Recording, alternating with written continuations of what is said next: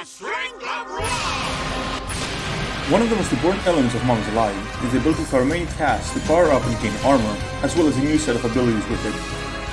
This is something the mummies are able to do via the Amulets of Ra, a set of animal-shaped amulets, each one with unique powers and secrets hiding within.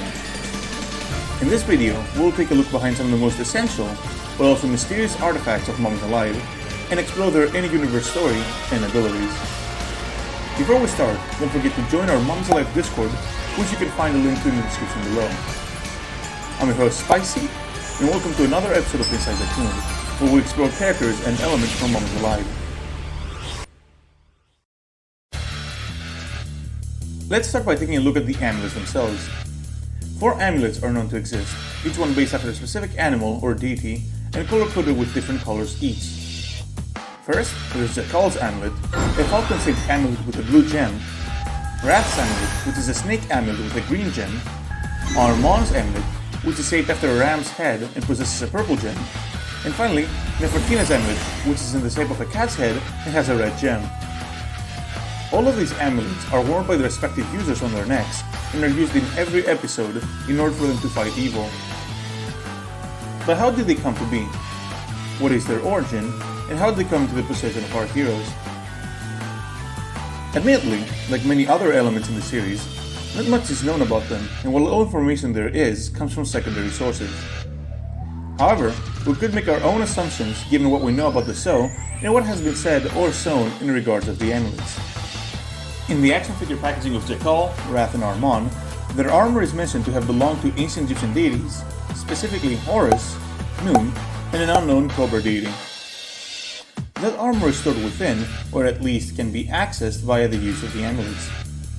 In the episode Pause, BASTET mentions how Nefertina is indeed wearing her armor, and Nefertina's amulet acted as a gateway for BASTET to arrive at San Francisco. Given all this evidence, I think it's fair to assume a definite connection between the amulets and ancient Egyptian deities. It could also be assumed that the amulets were also created by the gods themselves, or at least their followers, so that their armor could be contained within the amulets and used for, hopefully, defense and fighting evil. But that is kind of where our story stops. We don't really know why they were created and for what purpose, or how Amenhotep got in possession of them. All we can really do past this point is assumptions and speculation. So let's instead reserve that for a potential future video and move over to discussing what each amulet has to offer in terms of power.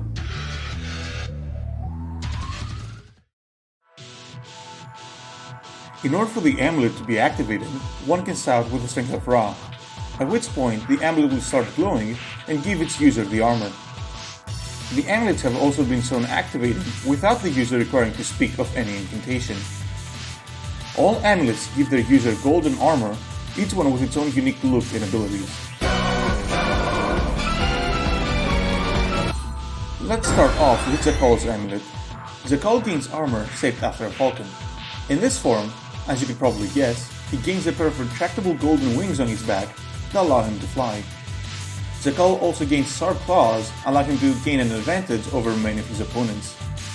The armor also enhances Ja-Kal's archery skills, as he is also able to make arrows of fire that he can fire at his enemies. Rath gains Cobra-shaped armor. The most unique aspect of his armor is a snake tail that Rath can access at will to either confuse or grab his opponents, or even use for mobility. Rath also gains access to a giant sword that can turn into a snake when wielded by other users. Armon gains armor based on a ram, and with that, a golden helmet that allows him to bash into his opponents, well, like a battering ram. He also gains access to his golden arm given to him by Amenhotep back in ancient Egypt. Finally, Nefertina gains Cat, or in some cases, panther-shaped armor, giving her a unique black look instead of the usual golden look of the other armors. A long whip she can use for striking her enemies or for swinging around, and cat claws she can cut her opponents with. All the amulets, however, have a limited power supply before deactivating and the user losing their armor. The amulets recharge via 2 known ways.